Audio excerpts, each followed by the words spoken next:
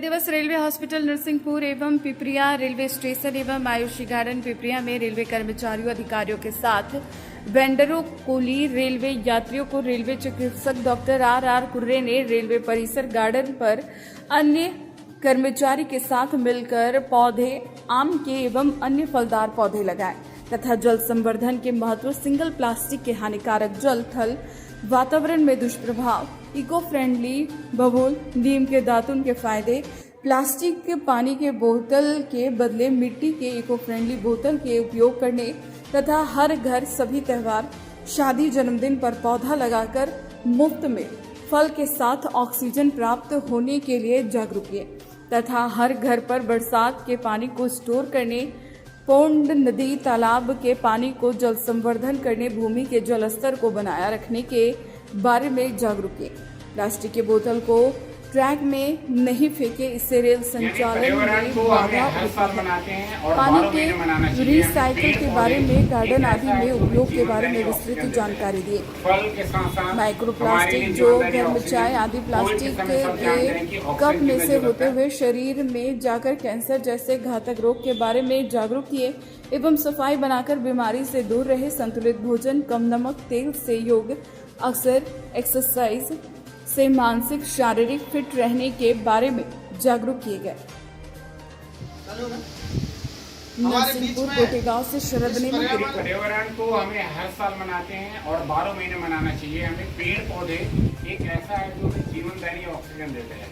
फल के साथ साथ हमारे लिए जीवनदायी ऑक्सीजन, कोविड के समय सब जानते हैं कि ऑक्सीजन कितना जरूरत है और नेचुरल ऑक्सीजन हमें सिर्फ पेड़ पौधे से मिलते हैं। इसका जो नुकसान है सबसे मेन है प्लास्टिक का प्रदूषण।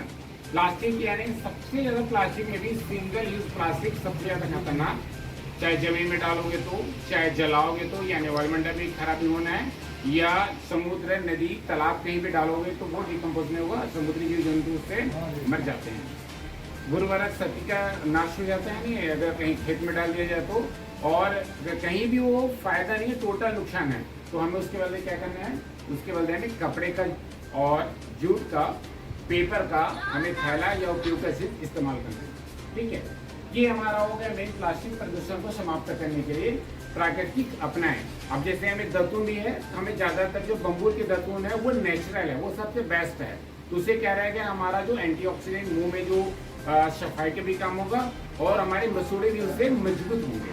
तो हमें जो नॉर्मल पेस्ट है अपेक्षा हमें नीम का दतून, बम्बू का दतून ये इस्तेमाल करना है। इसके अलावा आप सब जानते हैं कि पानी अभी आने वाला है और सबसे ज्यादा हमें क्या करना है, जल संवर्धन।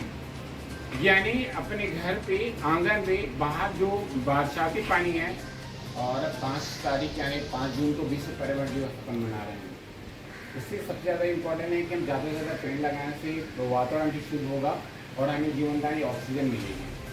और सबसे इम्पोर्टेंट है कि जो पानी है स्टोर हो रहा है, कहाँ पे स्टोर हो रहा है, कहीं भी जाकर स्टोर हो जाता है।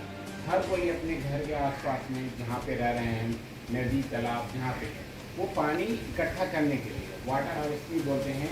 हर घर में हम कुछ गड्ढा खोद करके जो बरसात का पानी है, छत का पानी है, कहीं भी इकट्ठा हो रहा है, उसको एक हमारे घर इसका वो प्रॉपर करना पड़ेगा। इसलिए हमें आशीर्वाद का परिणाम है कि हर जगह अपने घर में, आंगन में, जहाँ आपको पानी इकट्ठा करने की व्यवस्था होती है, जरूर वाटर स्टोर करने का काम करें ताकि बरसात का पानी इधर उधर ना हो, अपने घर के पास में रहे और पानी का जो गर्मी के समय जो वो बिल्कुल ना हो पाए। तो जितना पानी रहेगा हमारे घर के आसपास में रहेगा, वो स्टोर होने पर हमारे जो पानी किस तरह नीचे में जाएगा ये सामान पता चलेगा। इसलिए हर कोई बरसात के पहले अपना व्यवस्था करें और ज़्यादा से ज़्यादा पानी का स्टोर करें। दूसरी बात है कि प्लास्टिक का जो उपयोग है, सिंगल प्लास्टिक को बिल्कुल ना करें, क्योंकि जलाने से वातावरण में पूरा पॉल्यूशन होता है। जल में डालने से जीव जंतु उससे सांस नली में ठेकें फंस जाती है, वो मर जाते हैं। उसके अलावा कहीं हम यहाँ उर्वरक शक्ति नष्ट होती है, कहीं खेत में, तालाब में, कहीं बीज तालाब या फिर में डालते हैं या कहीं जमीन में डालते हैं। जमीन में डालने से क्या रहता है, वो डिकम्पोज नहीं हो पाता, सड़ता नहीं, तो क्या रहता है, वो जमीन वहाँ से खराबी हो जाता है। तो हमें क्या करना है, उसके लिए प्लास्टिक बिल्कुल नहीं तो करना है, कपड़े का जो थैला उसका इस्तेमाल करो, जूट का इस्तेमाल करो, पेपर का इस्तेमाल करो। इससे क्या होगा, हमारा वातावरण में इको फ्रेंडली काम करेगा। दूसरी बात है जो टूथब्रश का इस्तेमाल करते हैं तो जो बबूल है उसको इस्तेमाल करो। नेचुरल चीज़ है, उसमें एंटीऑक्सीडेंट भी रहेगा, आपका दांतों के रक्षा भी अच्छे से होगा और भी केमिकल फ्री। इसलिए आज से ही अपन नेचुरल इको फ्रेंडली ब्रशों का इस्तेमाल करें ताकि हम स्वस्थ भी रह सकें और हमारा इको फ्रेंडली रहे। हमारे बीच में विश्व पर्यावरण दिवस के कार्यक्रमों की श्रृंखला में आदरणीय डॉक्टर कुर्रे सर हैं, हमारे CBS साहब हैं, हमारे स्टेशन प्रबंधक मीना जी हैं।